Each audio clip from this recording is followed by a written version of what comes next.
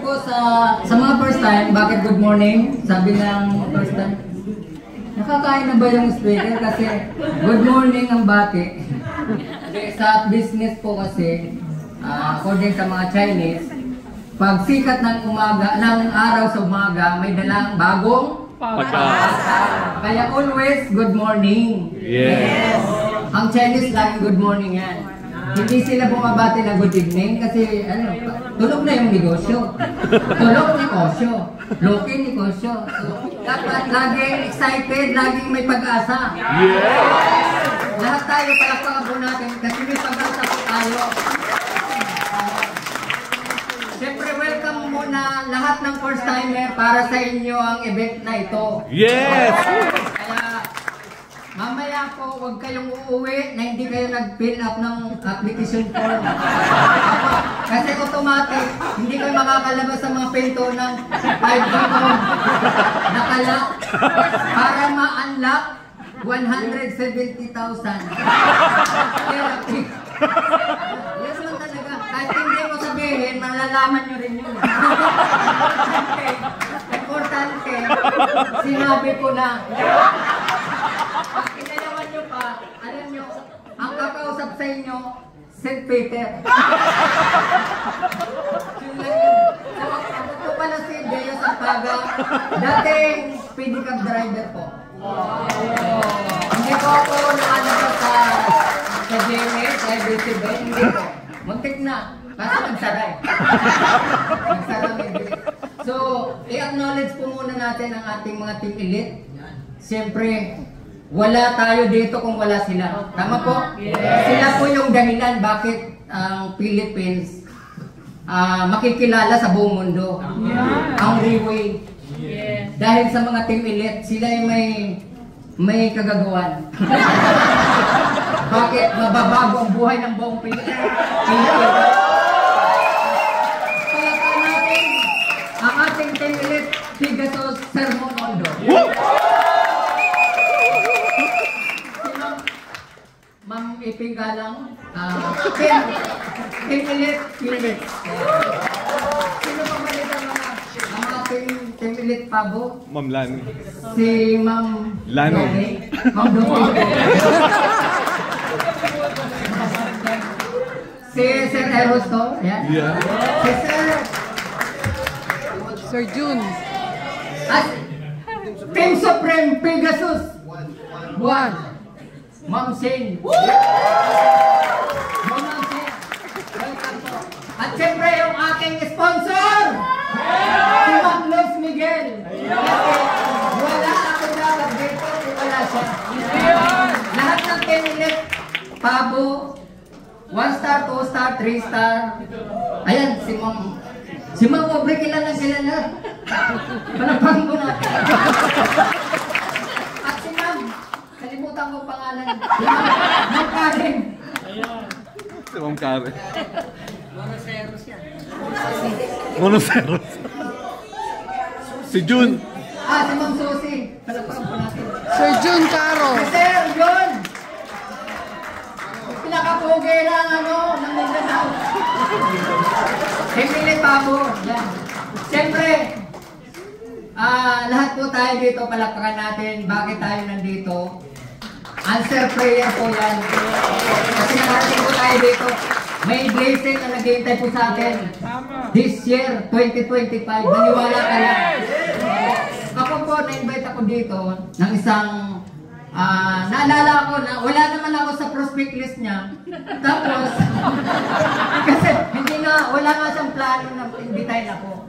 Kasi, wala, baka kumbaga, wala sa prospect list, pero naligaw siya doon sa lugar namin. Last, pandemic yun, katatapos lang ng lockdown, dumating siya, pumatok, tapos sabi niya, naghanap lang ako dito ng bahay ng aking kaibigan, tapos sinamahan ako dito sa'yo. So, kakilala ko na siya noon, plain housewife, tapos may anak. So, wala siyang idea sa ganitong direct selling, MLM, recruit, mga ganun, wala.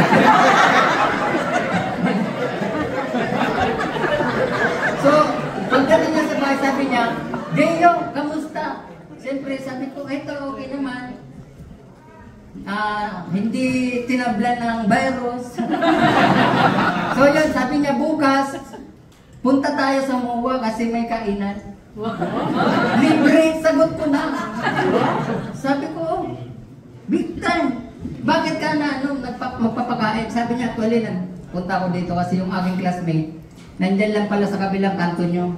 So, kinuha ko siyang garantor kasi bumili ako ng property sa Antipolo. Wow. Exclusive subdivision. Wow. Kailangan ko ng garantor para mabayaran kasi lilipat na kami next year. Kalilipat lang nila last December. Wow. Sa kanyang dream house. Kapit-bahay ni boss. Grabe, no? 24 hours, naka-guard. May guard doon. May helicopter na ikot. So, katas ni Freeway. Dati nangungupahan lang sila. Tapos ngayon, grabe, 4 bedroom. Wow. 2 story. Tapos, nung nakita ko yun, sabi ko, ganito din ang gusto kong bahay. Sabi ko, kung kaya mo, kaya ko din. So, kaya ko nagsimula dito, na-invite ako, kumain lang po. Sino po nakakain kanina? Lahat po? Yung hindi po nakakain, may mga bupi po dyan nakapaligid. Sagot ng sponsor. Walang sasabihin, no. Lahat ng sasabihin mo, gustuhin mo lang. Sagot na yan. Mati. So ngayon, nung pagdating namin dito, sabi niya kainan, wala namang mga food dyan. Sabi ko, Riwi, restaurant. Restaurant na Riwi. So, dahil 12 o'clock dyan kami dumating, tapos umating kami dito. So, actually, hindi talaga ako nag-agahan, nag-almusal, nag-merienda, nagtanghalian, kasi sabi niya, buffet. Babawiin ko, sabi ko. Siyempre, libre. Pagdating dyan, wala hanggang alas 5 na, umunang panagpapit. Iba na nga paningin ko. Wala nga ako naintindihan nung mga nagsalita dito. Libre sharing, wala. Tapos, labas lang ako ng nasa, sinitingnan ko kung may kaldero, wala. Tapos, doon lang ako nung time ko, nung first time ko. Tapos, doon na ako sa may kanto doon, nakahalukip-kip. Tingin lang ako. Wala akong idea kung anong pinag-usapan. Kasi, gusto ko lang kumain. Tapos, nung alas 6 na, may pila. Yun, pumila agad ako. Dahil ako ay naka-civilian, unang-una ako sa pila. Sabi ko doon siya nagsasandok, dagdagan mo, sir. Sabawan mo. Damihan mo kasi, siyempre gusto. Alam niyo kung bakit ako nakapunta dito? Sinundo ako ni Ma'am Luz sa MRT. Pagbaba ko ng MRT, hanggang doon lang kasi ang pamasahe ko. 100 pesos lang from Fairview. Nag-van, tricycle, van, tapos bus, nag-MRT. So, ang daming sakay. Sabi ko, ang problema pag-uwi. Paano ko lalakarin? Saan ang shortcut? Buti na lang, nakita kami ni Ma'am Luz, sinundo niya ako. Kasi kung hindi, uumpisa ako na mag-ilutor na siya. Kasi di ba bumaba ako? Tatawid ako doon, tapos doon ako nakaandar. Hanapin ko yung shortcut. Buti na lang dumating si Ma'am Luz. Tapos nung ngayon yun, nag-start na ako dito, nakinig. Tapos wala ako naintindihan, kumain. Nung nakakain na po ako, parang luminaw yung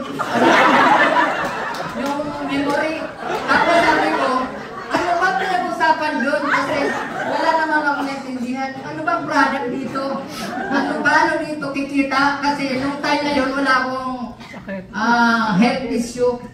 Bakit? Ang pinakamatindi kong sakit, bursitis, tsaka paralysis. Yung sintomas na parang nakatingin sa kisame, nakatingin sa malayo, hindi makakain, hindi makatulog, balisa. Ganyan po, pag walang ganyan yung po katabi lang.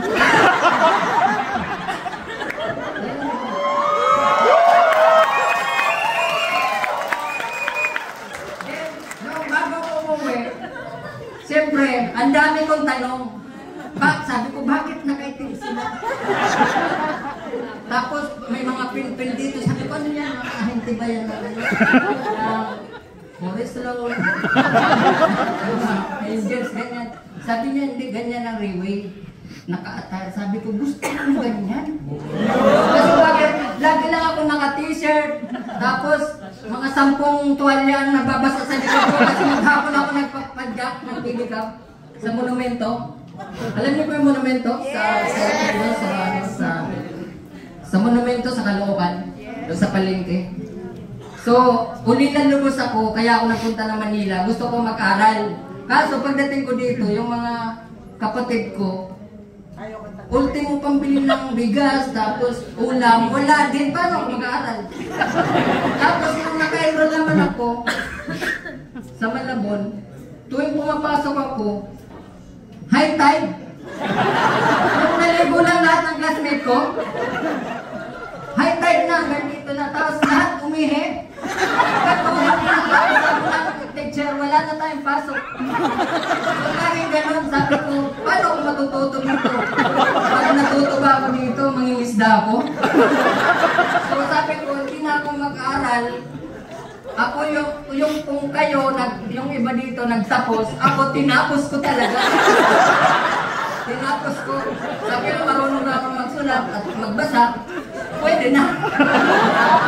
Ang importante, hindi naman pinag-usapan yung litra. Di ba yung ABCD hanggang A to Z? Wala sa alphanumeric, sa algorithm yan, 0 lang yan.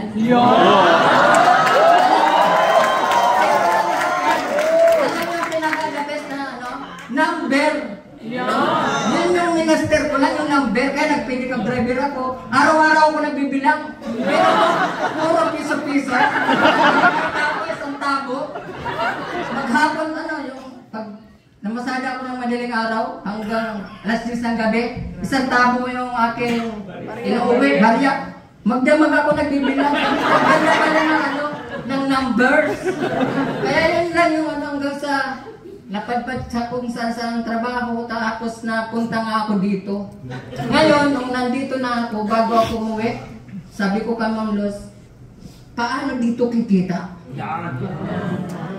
Sabi niya, tinignan muna ako ng Ma'am Luz, simula ulo ko pa.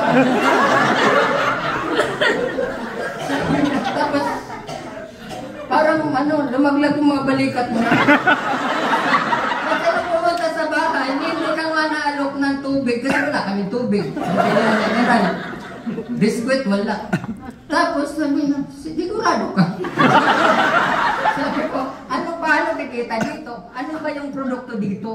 Kasi may tayo doon buti. Sabi niya ganito lang yan, porter, placenta, tapos present niya. Sabi ko, hindi ko kailangan ng product. Tapos sabi niya, sabi ko magkano? Nung nalaman ko, sabi ko, inisip ko, pamasahe ko nga 100. Ako ay wala. Tapos, isang capsule, 450. Sabi ko, paano ako makakabili niya? Pero sabi ko, marami akong i-repair na bibili. Sabi ko, magkano yung pinakamalaking kikitain ko kapag ako nagdala ng tao. Tapos yun, in-explain na yung complan, yung referral bonus, development bonus, matching bonus. Tapos sabi ko, kinumpute niya, sabi ko, maliit, may mas malaki pa ba dyan? Sabi niya, ito, minilors account. Kinumpute niya, 7 diamond account yun, nilatag niya. Sabi niya, pag ito nabili mo, automatic, may ROI ka, more or less 200,000. Tapos may product ka na ganito, 49 bottles. Pag binenta, worth 1.2 million. Sabi ko, hindi ako magbibenta. Kasi parang lahat ba ng pedicab driver makakabili? Yun yung aking circle of friends. Sabi ko, hindi ako magbibenta. Pero magdadala ako ng kayang bumili. So yun, pag-uwi ko, kinuha ko yung kinumpute niya. Doon ako interesado sa computation, tapos yung ROI. Tapos yung return on investment. Tapos sabi niya, pag nakuha mo ang ganito, 1 star ka, diamond 1 star, magpa-flight ka sa ibang bansa. Sabi ko, magbabayad ako, sabi niya, libre. All expenses paid. Sagot ni company, yung hotel accommodation, safety tour, lahat ng kakainin mo doon, sagot na lahat yan. Kaya sabi ko, sige, nag-prospect list ako. Naglista lang ako ng siguro mga 100. Tapos, nilipat ko yung mga may pinasified ko yung aking prospect list. So, from 100, nilipat ko sa isang papel, pinili ko muna yung mayroong tapos mayroong authority. May authority, may connection, may oras, tsaka may pangarap. Kasi malaki ang pangarap ko eh. Sobrang laki ng pangarap ko kasi galit na kami sa hirap. Sino po ba dito nag-enjoy?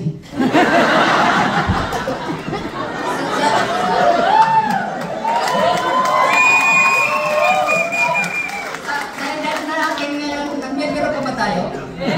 Hindi na, di ba?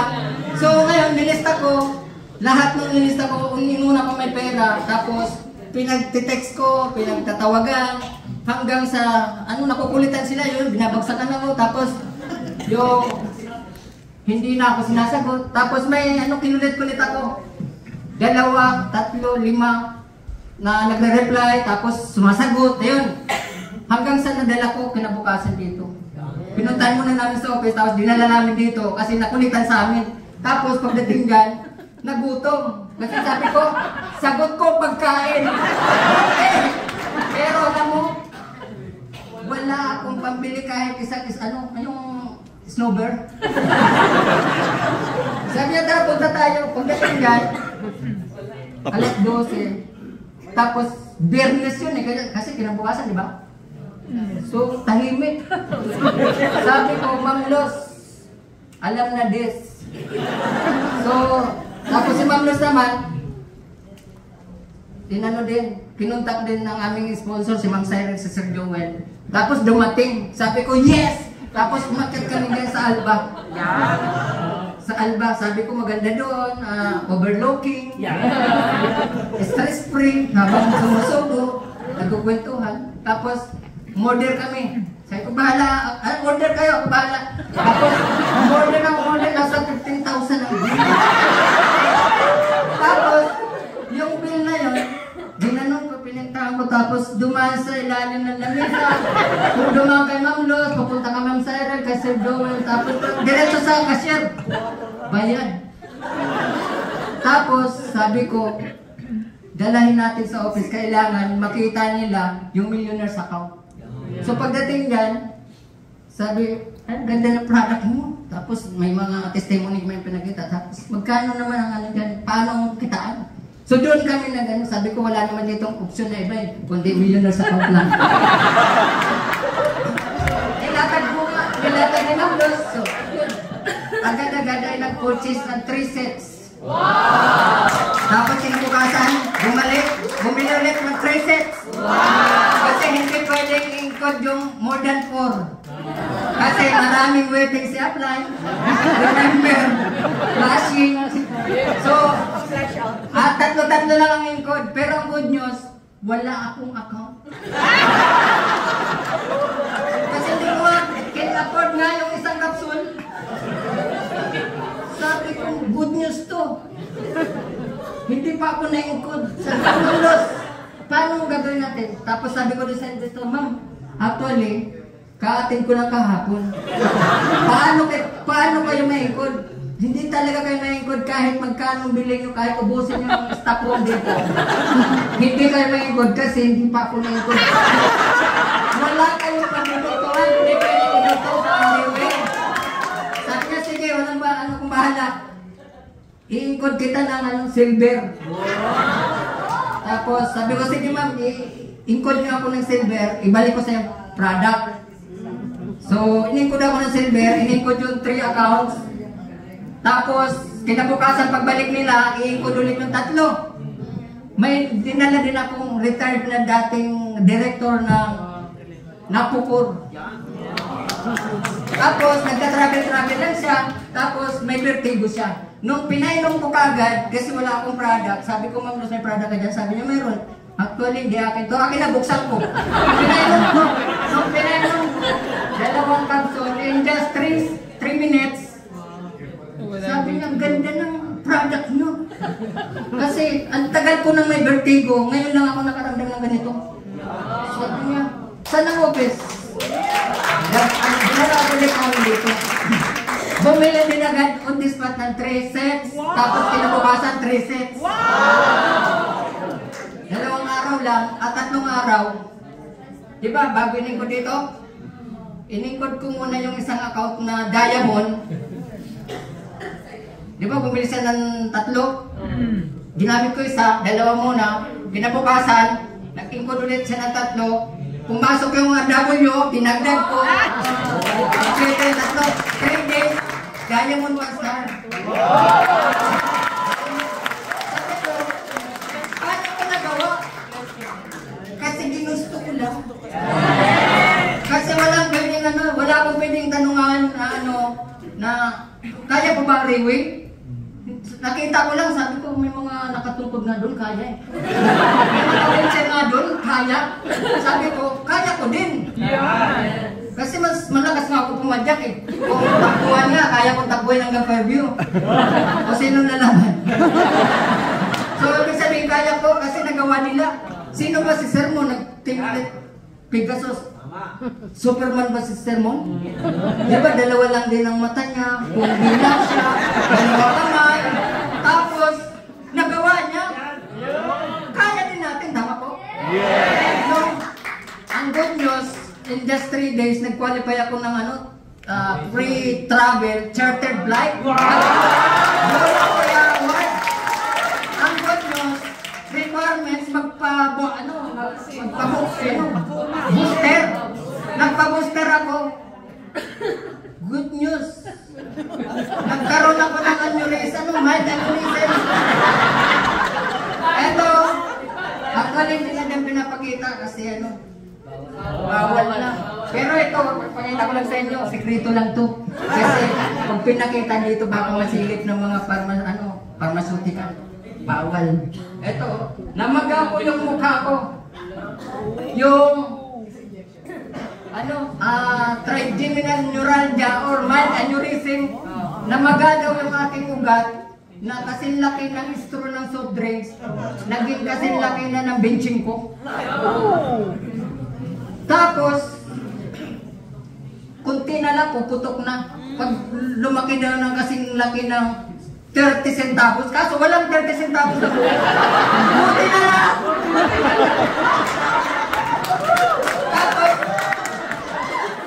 Tapos, di umuwi na ako.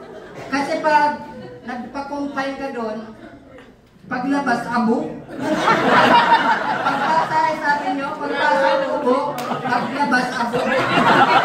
So, umuwi na ako. Tapos, sabi ko, may income ako sa kuya. No, tinignan ko yung aking dashboard. May product wallet ako na yung binibigay ni Riway. Tapos klinim ko dyan, ininom-inom ko. Yung isang bote, mga 3 days ko lang ininom.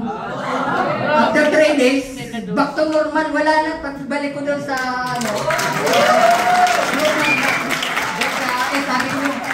normal na.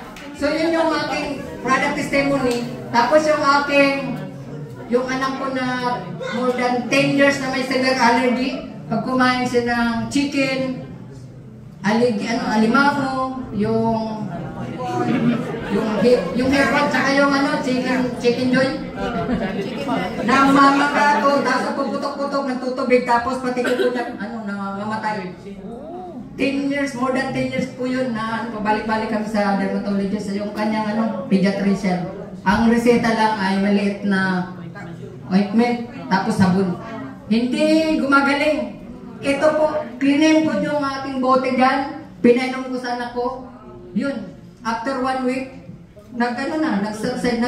natuyo, tapos tinutuklap niya na, tapos tuyo na, hanggang ngayon. Tapos ito pa, yung ating ex-girlfriend. Tapos, kasi wife ko na kasi kasi pinakasalan niya. Pinakasalan nga ako, baka daw ano eh. Ngayon, natusok siya ng kulong kita sinampay. Kasi nagpagpag siya ng saya kasi hindi ako ngisa siya. Madaling araw. Nakasabit yung panungkit na sinampay. Pagpagpag niya, tumalsik. Ito yung nangyari, grabe yung nangyari. Sa klinik lang kami pumunta, pero grabe ang ano niya, tumutulo ang dugo sa mata niya. Tapos, ito po, yung matulis na panungkit ng sinampay, tumama sa gitna, ayan, lumudugo. Tapos ayun po, yung sabi ng doktor ay agad iliser. Iliser yung mata para matanggal yung dugo para hindi raw matuyo kasi pag natuyo yun hindi na makikita, mabugol, magnanana, masisira. Sabi ko, oh sige po dok, magkano? Mga 40,000 lang. Ah sige dok. Tapos balik na kami, uwi na kami kasi nire-recommend na kami sa ospital. Tapos pag uwi namin, sabi ko, may puti tayo, i-clean natin, i-clean ko sa office. Pinainom ko, 5 sa umaga, tanghali, gabi. After 3 days, wala na. Tapos yung isa ko pa anak na panganay, na since nung pinanganak siya, ay meron siyang pneumonia, may hika, naka-nebulize ko yun pagka inatake. Nung nag-alaga kami ng aso, tsaka ng hamster, laging inaatake. Kaya, nung pinainom ko din itong product natin, ng ating Fortune Placenta Stamcell 7th edition. Dalawa sa umaga, dalawa sa gabi. After 1 month, okay na. Simula nung 2022, nung July 28, nung aking nalaman to, hanggang ngayon, yung nebulizer, pinamigay ko na po sa kapitbahay na ayaw maniwala sa Fortune. Okay, inaatabi, gano'n. Sabi ko, isalpak niya agad yung nebulizer. Kasi ayaw maniwala na may Fortune. Sabi ko, nakatulong sa anak ko. Hanggang ngayon, hindi na inatake. Ayaw pa rin nila. Kasi sabi nila, may doktor daw sila. Sabi ko, sige. Doon ka na rin tumara sa doktor mo. So yun po yung testimony ko. At marami pa po ako dapat sabihin. Pero kulang talaga yung oras. Grabe ang testimony. So, next time po, abangan nyo ang aking mga testimony na kaya